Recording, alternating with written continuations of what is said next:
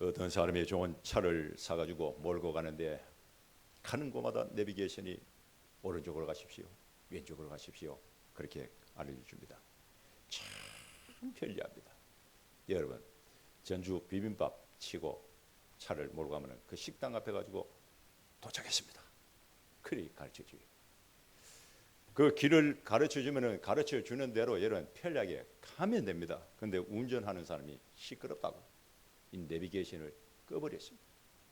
그리고 자기 생각대로 자기 판단대로 차를 몰고 참 가는데 목적지는 나오지 않고 논이 나왔습니다. 길이 그냥 끊어질 뿐. 큰일 나다 싶어가지고 내비게이션을 다시 켰는데 경로를 재탐색합니다 라고 말하더니 길을 안내를 해주는데 목적지에 도착을 했습니다. 집에 가지고 저녁에 가만히 생각을 해보니까 시간 낭비, 기름 낭비, 전부 낭비만 했습니다. 처음부터 내비게이션의 말을 듣고 갔더라면 빨리 도착하고 낭비하는 것도 없고 한데 자기 생각대로 해다가 큰 어려움을 여러분 당했다는 것입니다. 여러분, 하나님은 내 인생의 내비게이션이 되는 줄 믿습니다. 내 생각대로 길을 가다 보면 길을 잃어버리게 되어 있습니다. 하나님의 말씀을 따라가야 됩니다. 여러분, 하나님의 말씀을 따라가려면 하나님의 말씀을 듣고 은혜를 받아야 됩니다. 하나님의 말씀을 듣고 은혜를 받아야 그 말씀이 내 마음에 심겨지고 마음에 심겨져야 결정적인 순간에 그 하나님의 말씀이 여러분 떠오르고 생각하고 붙잡고 기도할 수가 있습니다. 오늘 이 시대에 수많은 사람들이 여러분 자기 마음대로 길을 가다가 길을 잃고 여러분 방황하는데 이유는 딱 한 가지입니다. 하나님 말씀대로 따라가지 않기 때문에 많은 어려움을 당합니다. 여러분, 하나님의 말씀을 따라가지 않았다는 것은 하나님과 멀어졌다는 뜻입니다. 하나님과 여러분 멀어졌다는 것은 하나님의 말씀을 들어도 은혜를 받지 못하였다, 이런 뜻입니다. 하나님과 멀어지고 하나님의 은혜를 받지 못하면 나도 모르게 일방통행을 하게 되고 그 일방통행을 하다 보면 하나님이 싫어합니다.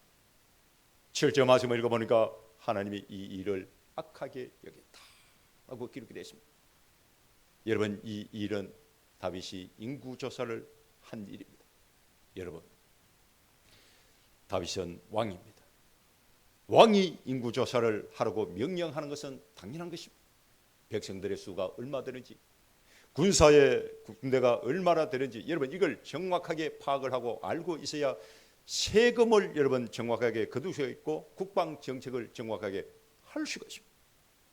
그런데 하나님이 다윗이 인구조사한 것을 보고 악하게 여겼다라고 성경이 말합니다. 왜 악하게 여겼을까요? 왜? 당연한데. 여러분, 우리가 그 이유를 알아야 되는데 다윗이 인구조사를 했다고 해서 하나님이 악하게 여긴 것이 아니라 하나님을 의지하지 않고 자기가 가지고 있는 군사, 즉 힘을 의지하려고 했던 그 다윗의 마음, 다윗의 중심을 보고 하나님이 악하게 여겼다, 이런 뜻입니다. 다윗은 하나님의 은혜로 왕이 되었습니다. 하나님의 은혜로 왕이 되었다면 하나님을 가까이 하고 하나님을 사랑하고 어려운 문제가 생기면 하나님을 의지하고 하나님의 도우심을 구해야 됩니다. 여러분, 이 말씀은 하나님 한 분만으로 만족해야 된다라는 뜻입니다. 내가 흥망금을 가지고 있다 할지라도 천만 대군을 내가 거느리고 있다 할지라도 하나님과 비교할 수가 없다, 이런 뜻입니다. 그런데 다윗은 자기가 얼마나 강한지 알고 싶었습니다. 확인하고 싶었습니다. 이게 교만입니다. 이 교만이 하나님과 멀어지는 불신앙과 연결이 됩니다. 다윗은 하나님이 자기를 지켜주신다라는 믿음보다도 백성들의 숫자와 군대가 자기를 지켜준다라고 생각을 했는데 이것은 하나님이 왕이 아니라 내가 왕이다 라는 뜻입니다. 결론적으로 믿음으로 행하지 않는 모든 행위는 하나님 보시기에 죄요, 악한 일입니다, 이런 뜻입니다. 성경을 읽어보면 하나님 보실 때의 악한 사람과 악한 행위에 대하여 많이 나오는데 사울이 있습니다. 사무엘상 15장을 읽어보면 사울은 하나님 명령에 불순종했습니다. 아말렉과 짐승을 전부 다 죽이라고 명령을 했는데 살찌고 통통한 짐승은 살려주고 하찮은 짐승만 다 죽였습니다. 하나님의 은혜로 왕이 되시면 순종을 해야 되는데 백성들 눈치를 보고 마음속에 탐욕 때문에 여러분 순종을 안, 그 왕위를 빼앗기고 결국은 비참하게 죽음을 당했습니다. 하나님은 떠나버리십니다. 하나님의 명령에 불순종하는 것이 하나님 보실 때의 악입니다. 아간이 있습니다. 여호수아서 7장을 보면 아간은 여리고 성을 점령할 때에 시날산 외투 한 벌과 금덩어리를 여러분 장막 속에 숨겨놨습니다. 그 아이성 전투에서 패배하고 아간의 모든 가족은 여러분 다 돌에 맞아 죽임을 당했는데 하나님의 물건을 도둑질한 것이 하나님 보실 때의 악한 것. 중요한 것은 숨겨진 죄도 하나님 앞에서 다 드러난다는 뜻입니다. 우사가 있습니다. 사무엘하 6장을 읽어보면 번개가 흔들리자 우사가 손으로 붙잡았습니다. 겉으로 볼 때는 여러분 당연한 행위입니다. 붙잡아야 돼요. 번개가 떨어져가지고 무서우시면 어떻게 되겠습니까? 붙잡아야 되겠습니다. 그러나 하나님 보실 때는 틀렸습니다. 번개는 레위인이 어깨에 메고 가야 됩니다. 여러분 새 수레에 싣고 가니까 하나님 보실 때 그게 악한 결과가 어떻게 됐습니까? 우사는 적사했습니다.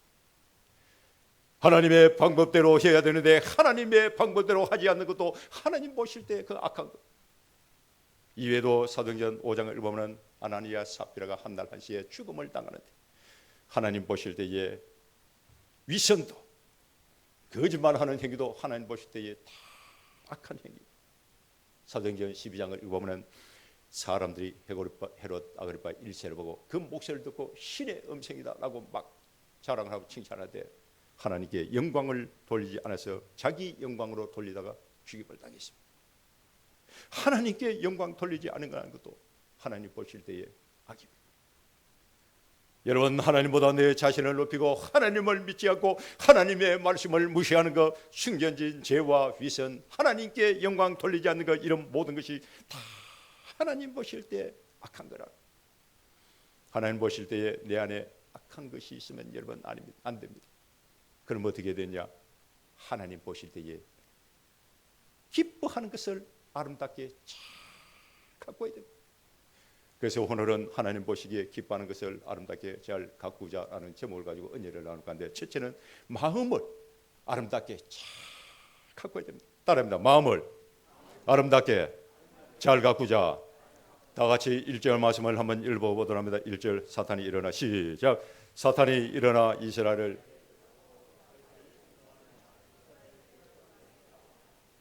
1절 말씀을 읽어보면 사탄이 다윗의 마음을 여러분 건드립니다.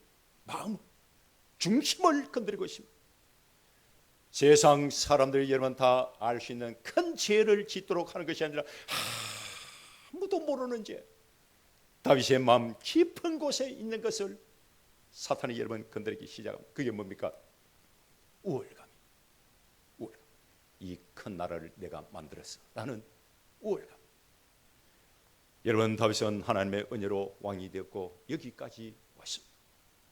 다윗도 알고 있습니다. 근데 사탄이 다윗의 귀에 속삭입니다.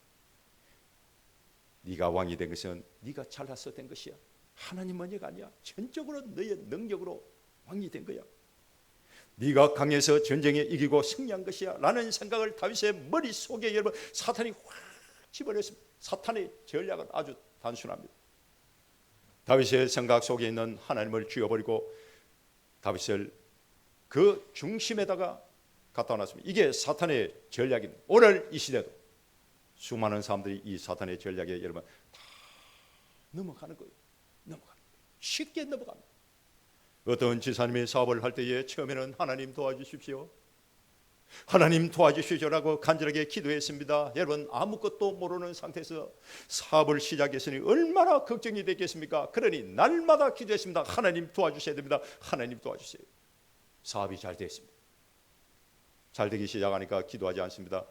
자기도 모르게 내가 노력을 해서 내가 능력이 있어서 여기까지 왔지 라는 생각이 여러분 들기 시작했습니다.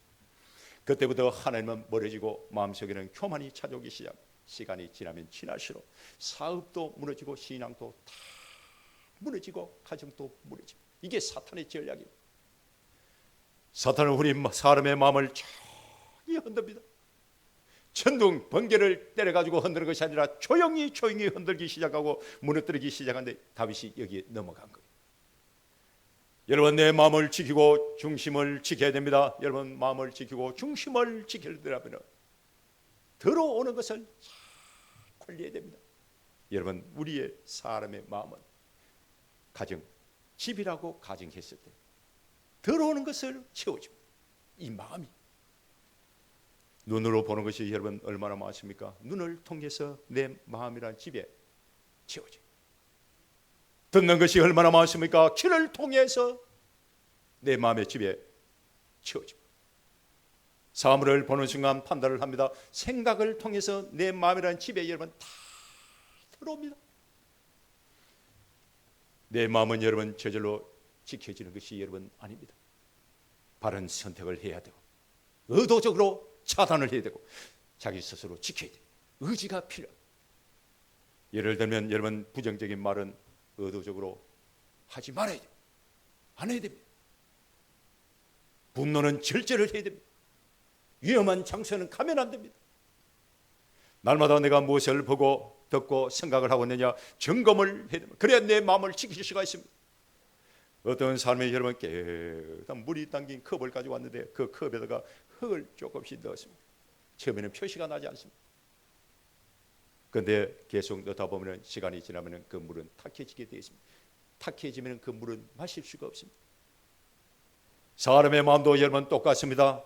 아무것도 아닌 말 한마디, 작은 분노, 작은 불평, 작은 비교가 계속 쌓이다 보면 어느 순간 마음이 강박해져요. 우리 사람의 마음은 지과 같기 때문에 날마다 하나님의 말씀과 은혜와 하나님의 사랑과 감사와 찬송으로 마음을 채울 수 있기를 여러분 주의 이름으로 축원합니다. 내 마음 속에 들어오는 것을 관리를 여러분 잘 해야 됩니다. 마음을 지키려면 기준을 하나님께 둬야 됩니다. 사람이 흔들리는 이유는 환경 때문에 흔들리는 것이 아닙니다. 기준이 없기 때문에 흔들립니다. 어떤 사람은 이래도 흥 저래도 흥합니다. 세상은 기준이 없고 이래도 흥 저래도 흥. 여러분 돈만 주면 다 통하게 되어 있습니다. 온갖 불의와 불법이 난무하잖아요. 그러나 기준이 분명한 사람은 사람에 흔들리지 않습니다. 상황에 흔들리지 않습니다. 어떤 어려움과 역경과 고난이 온다 할지라도 흔들리지 않습니다. 시편 57편 7절 말씀을 읽어보면 다윗이 이렇게 고백합니다. 하나님이여 내 마음이 확정되었고 확정되어사오니 내가 노래하고 내가 찬송하리로다 라고 기록했는데 다윗은 하나님을 향한 중심이 확고 굳어가 있다는 뜻입니다. 확고 굳어가 있다. 여러분 상황은 변할 수가 있습니다. 그러나 기준이 변하면 안 됩니다. 사람의 감정도 변합니다. 시대도 변합니다. 학문도 변합니다. 유행도 변합니다. 그러나 하나님의 말씀은 변하지 않습니다. 믿음은 변하면 안 됩니다. 하나님의 말씀은 변하지 않기 때문에 하나님의 말씀이 내 삶의 기준이 되어야 되고 내 생각, 내 판단, 내 선택의 기준이 되어야 됩니다. 여러분 바다 위에 배가 떠 있습니다. 바다 위에 배가 떠 있습니다. 만고불변의 진리입니다. 바다 위에 배가 떠 있으면 천년만년 여러분 문제가 되지 않습니다. 문제는 기준이 바뀌었습니다. 바다가 배 안으로 들어오면 문제가 됩니다. 왜 문제가 됩니까? 기준이 바뀌었기 때문에 그렇습니다. 여러분 큰 그릇이 작은 그릇을 품을 수가 있습니다. 작은 그릇이 큰 그릇을 품을 수 있습니까? 품지 못해요. 기준이 바뀌면 안 됩니다. 마음이 흔들리고 중심이 흔들리는 사람은 환경이 그 사람의 마음을 지배하고 있기 때문에 그렇습니다. 하나님이 내 안에 있는 사람은 흔들리지 않습니다. 하나님의 말씀으로 기준을 삼고 사는 사람은 흔들리지 않습니다. 천국 소망을 붙들고 살아가는 사람은 흔들리지 않습니다. 질병이라 할지라도 죽음이라 할지라도 흔들리지 않습니다. 마음을 지키려면 기도의 줄을 잡고 있어야 됩니다. 기도의 줄을 꼭 잡고 있어야 됩니다. 따라합니다. 기도의 줄을 꼭 잡고 있자. 빌립보서 4장 6절 말씀을 읽어보면 아무것도 염려하지 말고 다만 모든 일에 기도와 간구로 구할 것을 감사함으로 하나님께 아뢰라. 그리하면 모든 지각에 뛰어난 하나님의 평강이 그리스도 예수 안에서 너희 마음과 생각을 지키신다 라고 기록이 되는데 여러분 이 말씀은 사람의 마음은 내가 지킬 수 있는 영역이 아니다라는 뜻입니다. 내 마음에 평강이 있고 내 마음에 기쁨이 있고 이 사람의 마음은 내가 지킬 수 있는 것이 여러분 아니란 뜻입니다. 하나님이 지켜주셔야 됩니다. 중요한 것은 기도의 줄을 찾고 있을 때에 하나님이 지켜주시는데 하나님이 내 마음을 지켜주시는 파수꾼이 있다. 이걸 알아야 됩니다. 그 하나님을 찾아야 됩니다. 여러분 내 마음이라는 집에 들어오는 것을 잘 관리하십시오. 모든 기준을 하나님께 두십시오. 문제가 있으면 기도를 통하여 하나님께 맡기십시오. 신앙생활 때에 하나님 보시는 내 마음을 아름답게 잘 가꾸시기를 주님은 축원합니다. 두 번째는 믿음을 아름답게 잘 가꿔야 됩니다. 따릅니다. 믿음을 아름답게 잘 가꾸자.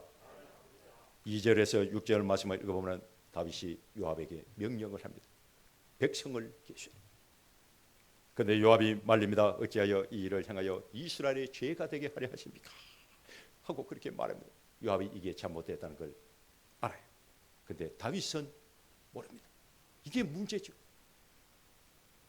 여러분 다윗이 인구조사를 한 것이 왜 문제가 됩니까? 인구조사를 했다는 그 자체가 문제가 되는 것이 아니라 인구조사는 여러분 해야 됩니다. 그래야 세금을 제대로 걸을 수가 있고 국방정책도 여러분 바로 할 수가 있습니다. 문제는 뭐냐? 의도죠. 의도. 다윗의 생각은 내 군대가 얼마나 될까? 내 힘이 어느 정도 될까? 쉽게 말해서 여러분 하나님이 아니라 숫자를 의지했다는 것이 문제인데 다윗의 믿음에 문제가 있었다는 거예요. 믿음. 여러분 믿음은 계산이 아닙니다. 믿음은 신뢰입니다. 어떤 교회가 있었는데 사람도 적고 재정도 연약합니다. 미래가 보이지 않습니다. 그때 장로님이 이런 말씀을 합니다. 계산하면 망합니다. 그러나 믿으면 삽니다. 하나님께 모든 것을 다 맡기고 나아갔는데 하나님께서 길을 열어주셨습니다. 여러분 우리가 믿는 하나님은 계산의 대상이 아니라 믿음의 대상인 줄 믿습니다. 성경을 읽어보면 믿음의 종류가 많이 나오는데 구원에 이르는 믿음이 있습니다. 에베소서 2장 8절 말씀을 읽어보면 너희는 그 은혜에 의하여 믿음으로 말미암아 구원을 받았다라고 기록했는데 믿음은 단순한 지식이 아니라 예수님을 나의 주인으로 받아들이는 믿음. 예수님께 모든 것을 다 맡기는 믿음이 구원에 이르는 믿음입니다. 여러분 바다에 떠 있는 배가 안전하다 아는 것과 실제로 타는 것은 다릅니다. 구원에 이르는 믿음은 배에 올라타고 하는 것입니다. 배에 올라타야 됩니다. 배에 올라타면 파도가 칩니다. 풍랑이 깁니다. 수많은 어려움과 역경과 고난이 밀려옵니다. 그러나 흔들리지 아니하고 끝까지 주님 의지하면서 하나님께 모든 것을 맡기고 나아가는 그 믿음이 구원에 이르는 믿음. 야고보서 2장 17절 말씀을 읽어보면 행함이 없는 믿음은 그 자체가 죽은 것이다 라고 기록이 되는데 내 삶 속에서 삶 가운데서 나타난 믿음이 있어야 됩니다. 아브라함은 하나님을 믿었기 때문에 이삭을 드릴 수가 있어요. 믿음은 절체절명의 순간에 나타나고 드러나야 될 줄 믿습니다. 성장하는 믿음이 있습니다. 여러분 믿음은 고정된 것이 아닙니다. 씨앗이기 때문에 계속 성장하고 성숙되고 열매를 맺어야 됩니다. 로마서 10장 17절 말씀을 읽어보면 믿음은 들음에서 나며 들음은 그리스도의 말씀으로 말미암는다라고 기록이 되는데 하나님의 말씀과 함께 믿음은 계속 성장하고 자라게 되어 있습니다. 믿음이 계속 성장하고 자라고 열매를 맺으면 이 세상에 있는 그 어떤 것보다 하나님이 더 크게 보입니다. 이외에도 여러분 시련을 통과하는 믿음이 있습니다. 기적을 체험하는 믿음이 있습니다. 여러분 신앙생활 때에 기적을 체험하시기를 주님을 축원합니다. 믿음을 아름답게 견고하게 잘 가꿔야 됩니다. 믿음을 아름답게 견고하게 잘 가꾸는 방법은 간단합니다. 하나님의 말씀을 듣고 은혜를 받으면 됩니다. 하나님의 말씀으로 붙잡고 살면 됩니다. 여러분 와이파이가 끊어집니다. 아무리 좋은 핸드폰도 여러분 인터넷이 되지 않습니다. 말씀과 기도의 줄이 끊어집니다. 믿음도 약해집니다.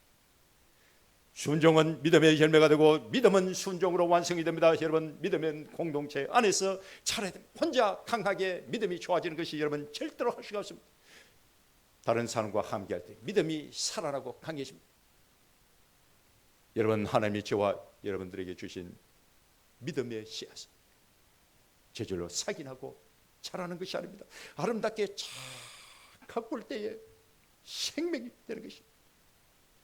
성경을 읽어보면 믿음은 씨앗이기 때문에 심어야 되고 아름답게 잘 성장하도록 가꿔야 된다 라고 기록이 되십니다. 여러분, 믿음이 보배예요. 믿음이 보배. 왜 믿음이 보배입니까? 하나님은 저와 여러분들을 바라볼 때에 믿음을 보고 중심을 보시고 사명을 주시고 복을 주시기 때문에 그렇습니다. 여러분, 내 안에 있는 작은 믿음이라 할지라도, 작은 믿음이라는 이 씨앗이라 할지라도 귀하게 여기십시오. 하나님이 주신 것입니다. 처음부터 뭐 대단한 씨앗을 내가 가지고 태어나는 것이 여러분 아니잖아요. 겨자 씨와 같은 작은 씨앗을 하나님이 내 마음속에 주셨는데 그 씨앗을 아름답게 잘 가꿀 때에 나중에 푸석한 열매를 맺습니다. 믿음의 씨앗은 하나님이 주신 것입니다. 귀하게 여기고 믿음을 아름답게 가꾸시기를 주님을 축원합니다. 세 번째, 회개입니다. 따릅니다. 회개다.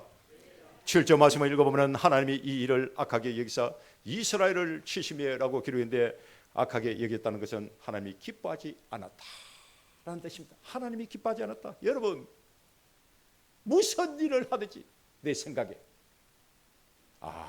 이건 하나님이 기뻐하지 않는구나 라는 생각이 들면 빨리 스톱하고 두 손 들고 회개하십시오. 그게 내가 사는 길입니다. 8절 말씀을 읽어보면 내가 크게 죄를 범죄하였나이다 라고 기록했는데, 죄를 범하였다는 것은 관역에서 벗어났다는 뜻입니다. 하나님 중심에서 벗어났다는 뜻입니다. 다윗은 그걸 깨달았습니다. 다윗은 자기 생각과 자기가 한 행동이 하나님 중심에서 벗어나고 관역을 벗어나고 이걸 깨닫는 순간 두 손 들고 즉시 회개했습니다. 이게 다윗이 사는 길입니다. 여러분, 죄를 깨닫는 즉시 회개하십시오. 뒤로 미루면 안 됩니다. 왜 미루면 안 되느냐? 회개는 내 영혼과 관계가 있기 때문에 그렇습니다. 내 영혼은 회개를 통하여 정결하게 됩니다. 마음은 지켜야 되고 믿음은 아름답게 가꿔야 됩니다. 그러나 영혼은 회개를 해야 됩니다. 왜 회개를 해야 됩니까? 내 영이 맑아요. 하나님과 관계가 회복이 됩니다. 내가 기도할 때에 기도가 응답받기 때문에 그렇습니다. 다윗의 위대함이 여러분 여기 있습니다. 죄를 깨닫는 순간 즉시 스톱하고 회개를 했습니다. 어떤 성도가 하나님과 좀 멀어졌습니다. 예배도 안 드리고 기도도 하지 않습니다. 그런데 어느 날 눈물을 흘리며 회개했습니다. 하나님 죄송합니다. 제가 지금까지 하나님 없이 내가 살았습니다. 그 회개를 통하여 영이 맑아지고 깨끗하고 하니까 기도가 하늘에 상달되고 하나님 때를 따라 돕는 은혜를 주시고 하늘의 문을 여시고 축복의 장막을 내려주십니다. 사랑하는 성도 여러분, 회개는 내가 실패했다가 아닙니다. 성공의 지름길입니다. 회개는 끝이 아니라 다시 시작하는 출발선입니다. 우리는 고난의 문도 잘 통과합니다. 축복의 문도 많은 성들이 잘 통과합니다. 그 문을 활짝 열고 들어갑니다. 그런데 회개의 문은 열고 들어가려고 하지 않습니다. 여러분, 신앙생활 때에 회개의 열매가 있어야 됩니다. 회개는 방향을 전환하는 것을 의미하는데 내 생각과 내 삶의 방향이 완전히 바뀌는 것을 의미합니다. 죄에서 돌아서서 하나님께로 향하는, 자기 중심에서 하나님 중심으로 변화되는 것이 여러분 회개입니다. 여러분, 아무리 좋은 말이라 할지라도 전화선이 끊겨 있으면 전달이 되지 않습니다. 회개는 끊어진 영적인 전화선을 다시 연결하는 것과 똑같습니다. 회개할 때에 하나님과의 관계가 여러분 회복이 됩니다. 회개할 때에 내 영혼이 다시 살아납니다. 회개할 때 죄를 멀리하고 십자가를 바라보게 됩니다. 결단할 수 있고 나도 모르게 겸손해집니다. 여러분, 회개를 두려워하지 마십시오. 회개할 때 내 마음에 평안이 찾아오고 주위에 있는 사람들이 다 기뻐합니다. 하나님이 기뻐합니다. 누가복음 15장을 보면 탕자가 집으로 돌아왔을 때에 아버지가 그 돌아온 탕자를 보고 너 인생 그렇게 살아서 되겠냐 하고 책망하지 않았습니다. 동네 사람들 여러분 욕하지 않았습니다. 소를 찾고 온 동네 사람들 다 불러가지고 잔치를 했습니다. 여러분, 회개할 때의 기쁨이 회복이 되고 죽었던 신앙이 다시 살아납니다. 회개는 부끄러운 것이 아닙니다. 가장 복된 선택. 회개는 끝이 아니라 시작이요, 무너진 것을 다시 세우는 것입니다. 회개는 정죄가 아니라 하나님의 은혜인 줄 믿습니다. 여러분, 신앙생활 때에 회개를 통하여 내 영혼이 맑아지고 평안을 누리고 기적을 체험할 수 있기를 주님을 축원합니다. 오늘 하나님이 저와 여러분들에게 주신 말씀을 기억하십시오. 마음을 아름답게 가꿔야 되는데 들어오는 것을 잘 관리하십시오. 눈으로, 생각으로, 귀로 내 마음이 집에 들어오는 것을 잘 관리하십시오. 두 번째, 믿음을 아름답게 가꾸십시오. 하나님 주신 믿음의 씨앗을 귀하게 여기십시오. 믿음은 계산이 아닙니다. 계산하지 말고 여러분 믿으십시오. 세 번째 깨닫는 순간 즉시 회개하십시오. 회개는 내 영혼을 맑게 하고 모든 회복의 시작이 됩니다. 다윗은 숫자를 계산했을 때 무너졌습니다. 그러나 하나님께 돌아왔을 때에 회복이 됐습니다. 우리 인생도 마찬가지입니다.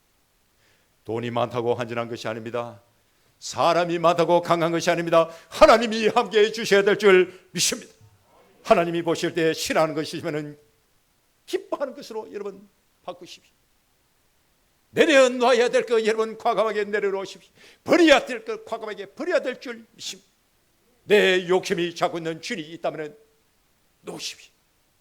하나님 보실 때에 악한 생각이 아니라 하나님 보실 때에 기뻐하는 생각을 하고 행동하고 감사하고 찬송하십시오. 우리가 신앙생활 때에 하나님 주시는 복을 받고 세임을 받는 것 참 중요합니다.